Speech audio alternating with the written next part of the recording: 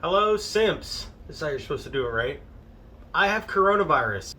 So what's good, boys? I feel like it's been forever since I've uploaded anything but a pack opening video. Granted, it's only been like 2 weeks, but that being said, I'm coming at you guys again with a new deck profile.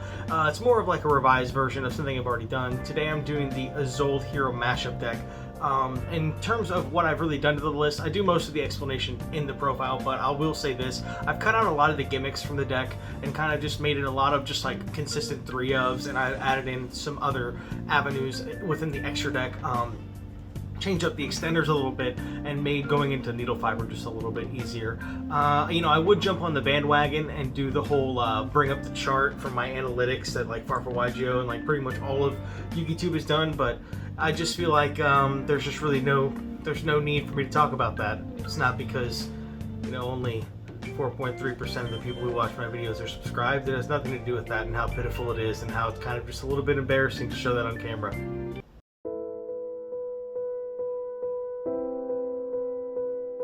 But anyway, let's get started with the list. So for starters, we have triple connector and the dolphin that will go with it. Then we have double Vion and one Dark Grepher. So that paired with the Rhoda as well. So typically you're going to want to be going for connector, Vion of course to get you started, but the Dark Grepher can also serve as a starter. But honestly, the Grepher is mostly here just to if we open the malicious, we can get him off of Sold and we can dump the malicious and try to play that way. Play with the malicious rather, so it's less of a brick. Typically you don't want to be normal summoning this Grepher, and honestly you don't really want to be using the special summon effect either. It's really just more of like a contingency plan, but at the very least it can get you into needle fiber because we added plague to the deck as well. But yeah, so these are your starters. We have 7 here, so that should typically get you there. Then for extenders, we have way too many extenders in this deck, but we're playing the triple Blue Mountain Butter Spy so that we can chain bury our Vions and our connectors so that we're never worried about getting ashed at the very least. We've got the triple Junk Forward. This is similar reasoning for Red Layer, but this will allow us to play with Materia Beast as well, which is nice. This is the only guy that is going to require us to have no monsters on the field outside of a Hero Live, so I think the 3 is fine. If anything, you could cut it to 2 if you wanted to, but I just kind of wanted to max out on pretty much everything, just about everything in the deck, just so that we can make it as consistent as possible.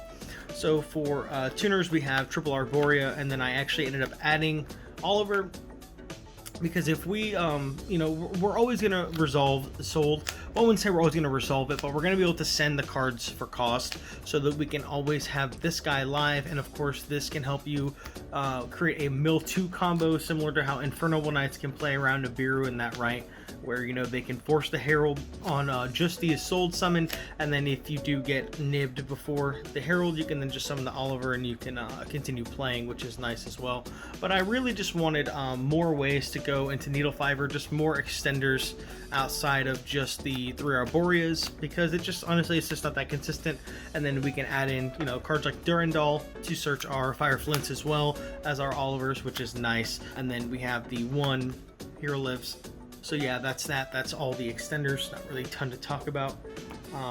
So for engine requirements, we actually have quite a few engine requirements, but all of them aren't really terrible. So we had the Mally. Of course, like I said, you don't really want to draw this, but I did add the Grepher so that we could try to mitigate that. 1 Shadow Mist for Hero Lives, and also just searching Mass Change as well. 1 Striker and 1 Plague. You really don't want to open this card. I guess it's alright too if you do, because I'm still playing the Almirage, so we do have that as an option available to us. So it's not like we don't have any plays if we open the Plague. And then of course the Dark Grepher can help pitch Mally to Grave, and then we can try to go off from there. So for our defensive options, we have the triple Infinite Impermanence, and the next card is a defensive option, but it's also a bomb. We have the triple Tactics Talent, rocking the Korean one still, of course.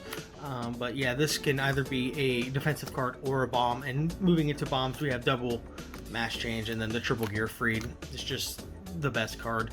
Honestly, this guy is just so insane. Too many effects for 1 card. And then the last couple cards is just the equips: the 1 Duradol, the 1 Fossil, Overdone, and then Blade and Smoke. So for the extra deck, we have the one Omrage. This is just for niche scenarios where, you know, you get impermed on the Vion or the connector, and then you can turn it into this, and then of course you can special Arborea, and then you can try to continue playing there, go into your fiber, and move on.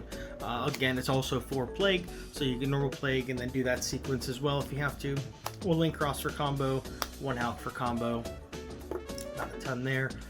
Yeah, double is old. You always play the backup. I've just kind of learned, just always play the backup. I mean, you could probably get away with one, but I just want the insurance of the second one. And also, it's cool because you can try to bait imperms with, you know, search for Gear Freed, and then, you know, you can get a hand trap out of the way that way.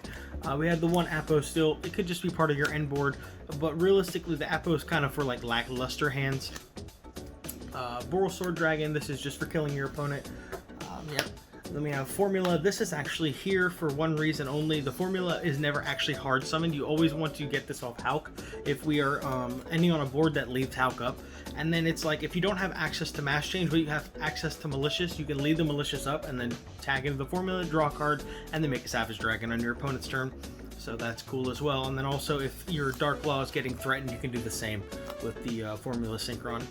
One Marcher for combo, one Herald for end board, one Beast as another possibility for our end board.